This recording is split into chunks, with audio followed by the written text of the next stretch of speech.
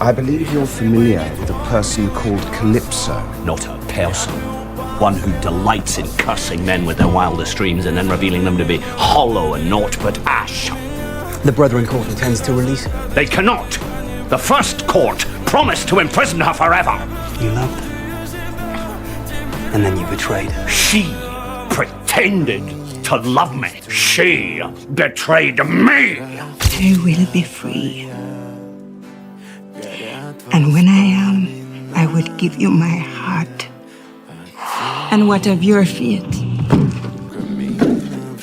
Davy Jones?